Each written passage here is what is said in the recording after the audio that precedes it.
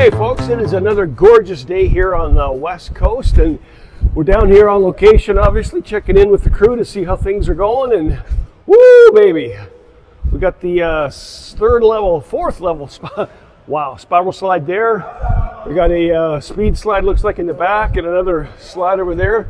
Guys putting the stuff together. Andy, how you doing?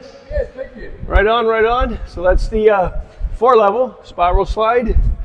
We'll go over here. We got our 2-level speed slide, the big black diamond, and then around and behind back there is the 2-level spiral slide. No, sir, that is a 3-level spiral. And I'm standing right smack in the middle of where our 3-lane gang slide is going to go, and it looks like crew is putting some netting up today. So why don't we find out about the fine art of putting up netting? And we're putting up 2 different kinds of netting today. The 2-inch box net. That's what that is, right? 2, or is that a 1-inch? That's a 2-inch. So this is a 2-inch. Okay. And then the no climb on the outside. Yes, so we have 1/2 inch on the outside with anywhere on the outside of the unit where kids could climb up more than to a level. Then we use the 1/2 inch netting, and interior where there's no real risk of climbing up, it's going to be the 2-inch. And you had mentioned that the other day we were talking that on for the first up to 7 feet. Yes. No climb is the ASTM requirement. Correct. Right. Yeah. Is there any? We're just using special standard pull ties to put that stuff together. So we use a extremely heavy duty netting tie. They're UV resistant. They have 175 pounds of tension per tie. And we will use on this job probably close to 10,000 of them. Wow. Netting is one of the most important aspects of your unit and how it's done, because this is what's containing the children in. It should be tight, it should be symmetrical, it should be in line. I've seen in multiple units where they'll kind of drape the netting down or they'll drape it over the foam. Now your entire containment is reliant on whatever your foam ties are. Right. Foam ties are not the high strength ties. If I hang this net as a roof, you can use it as a hammock. I could lay on top of it. I'm not concerned about it ever breaking.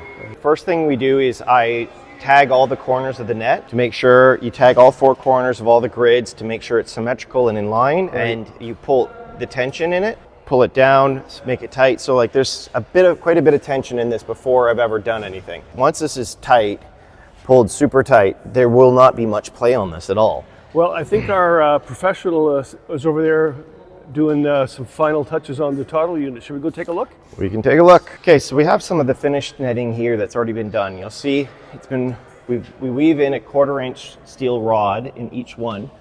Commonly referred to as a pencil rod. Then we'll use several between 5 to 7 ties depending on the tension of the netting. Always underestimates the amount of extra effort he puts in. We like to do every other one double wrapped as it increases the strength of the ties. And you don't find that in all apples to apples, do you? I don't think you're going to find anything like that. Especially when you can compare 9 commercial grade pull ties, 6 of them double wrapped and weaved through a 1/4 inch steel rod, to the threaded string used in offshore playgrounds.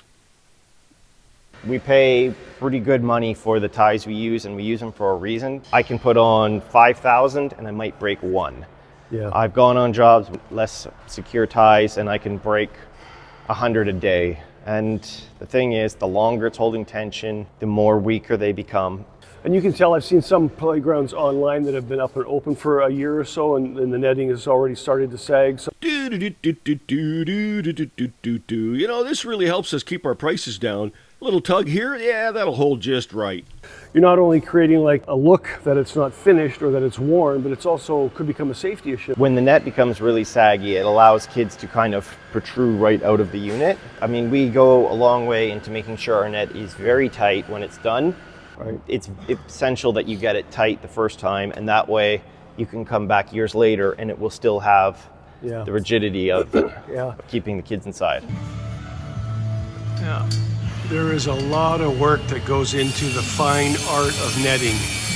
That pencil rod that Sebastian is pulling through is a standard process for every single pencil rod that we put into the playground. It's weaved in and out, in and out, in and out, so that when we pull tie it to the frame, that netting is super taut and it is never going to move.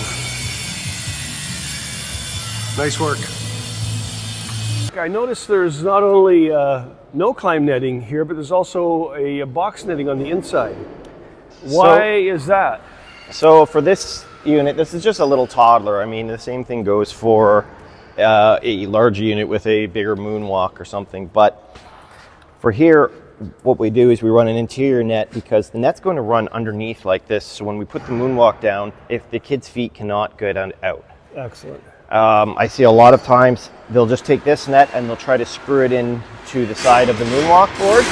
The problem is, as time goes on and kids kick at it, the screws pull, and then you're going to have entrapments for feet or a way to get in between the unit. Right. It's not the end of the world here because it's not a far fall, but you know, some moonwalks are 20 feet in the air. Yeah, And, right. And that is an added touch that I have not seen other installers do, wrap it around the backside like that. Well, the whole goal is, the cost of one of these, this is a major investment.